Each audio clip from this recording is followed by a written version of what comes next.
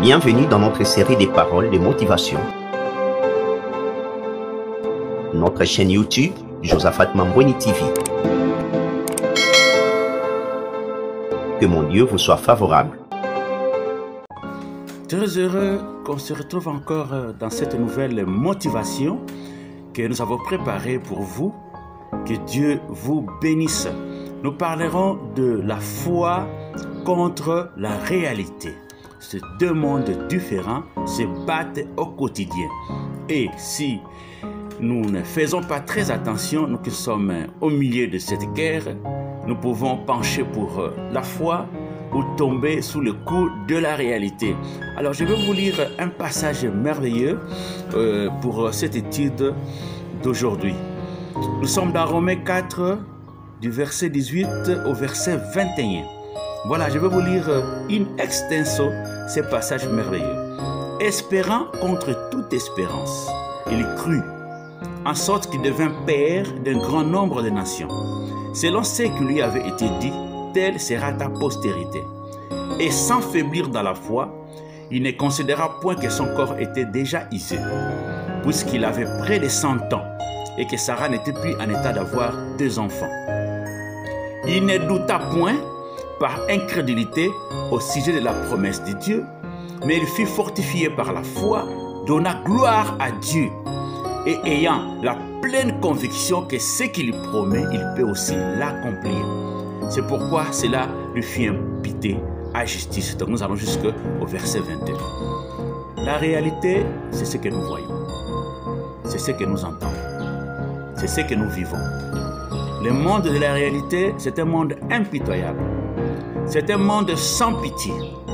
Dans ce monde de la réalité, on vous dit que vous êtes moche, on vous dit que vous êtes sot, on vous dit que vous n'êtes pas assez rompu dans certaines affaires, c'est difficile que vous puissiez vous en sortir. Dans le monde de la réalité, on vous dira, écoutez, avec autant d'années faites dans le mariage sans enfant, ça ne vaut pas la peine, il faut prendre d'autres routes pour pouvoir solutionner les problèmes qui vous menacent.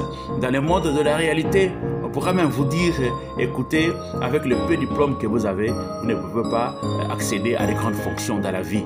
C'est ça le monde de la réalité. On vous dit ce qui se passe. On vous dit ce que vous voyez vous-même. Dans le monde de la foi, c'est le monde de la réalité divine. Dans le monde de la foi, c'est le monde où les gens se reposent sur Dieu, ce que Dieu a dit lui-même, ce que Dieu a tracé comme chemin pour nous. C'est le chemin, c'est le monde de la destinée. Dans le monde de la foi, nous avons trouvé le sens pour notre vie. Dans le domaine de la foi, nous comprenons pourquoi nous vivons et c'est à quoi nous servons dans ce monde. Dans le monde de la foi, nous pouvons comprendre comment nous pouvons arriver à solutionner tous les problèmes qui arrivent dans notre vie. Remarquez un peu le combat qu'il y a eu dans la vie d'Abraham. C'est terrible ce passage. La Bible dit, il espéra contre toute espérance. Espérer, c'est le monde de la foi. Contre toute espérance, on décrit la réalité. La réalité va dire à Abraham, ton corps est usé, tu as 100 ans, mais tu cherches un enfant. Ça, c'est de la folie. Ton corps est déjà usé. Que dire aussi de la femme qui était déjà longuement ménopausée? Donc, la réalité est implacable. Il fait voir à Abraham que tu ne peux pas concevoir à cause de ton âge. Et ton corps est réellement usé. C'est ce qui se passe, bien aimé dans le Seigneur, dans ce que vous vivez. Le monde vous dit, à travers les hommes, à travers les diables, à travers certains événements, que vous êtes limité, vous n'irez pas loin. Parce que vous n'avez pas atteint tel stade dans les études, vous ne réussirez pas. On vous fait voir que vous avez des défauts corporels. À cause de ces défauts corporels, vous n'arriverez pas à pouvoir accéder à ce que vous voulez. Le monde, à travers les hommes, vous feront voir que vous êtes incapable de réussir. Vous êtes incapable de gérer votre femme, vous êtes incapable de gérer vos enfants, vous êtes incapable de ceci et de cela. Mais laissez-moi vous dire, la Bible dit, Abraham ne faiblit pas dans la foi. Il ne considéra point que son corps était déjà usé. Il ne faiblit pas, je dis à une personne, ne faiblis pas. Ne faiblis pas dans ta foi, ne recule pas. Si les hommes, par la réalité, viennent vous dire, vous êtes moche, vous n'êtes pas joli, vous n'êtes pas belle, vous n'êtes pas beau. Vous accrochez-vous à la parole de Dieu au domaine de la foi. Dieu dit, vous êtes une créature merveilleuse. Dites Amen. Le monde viendra vous miroiter avec autant d'en effet dans le mariage. Parce qu'il n'y a pas d'enfant, c'est fini pour vous. Non, ne vous en faites pas. Dans le monde de la foi, Dieu nous dit, vous servirez l'Éternel, il bénira vos pains, vos os. Il n'y aura pas de femmes qui avortent, il n'y aura pas aussi de femmes stériles. C'est un peu ça. Oui, le monde viendra vous faire voir que vous êtes limité. Mais moi, je vous dis, la parole de Dieu dit dans le domaine de la foi qu'avec Dieu, tout est possible. C'est un peu ça la réalité, bien aimé dans le Seigneur. Voilà, ne faiblissez pas. Le monde, la réalité vient vous plaquer de réalité. Prenez la parole de Dieu opposée à ce qu'on vous dit. D'ailleurs, dans le livre d'Éphésiens 6, on décrit la foi comme une arme défensive.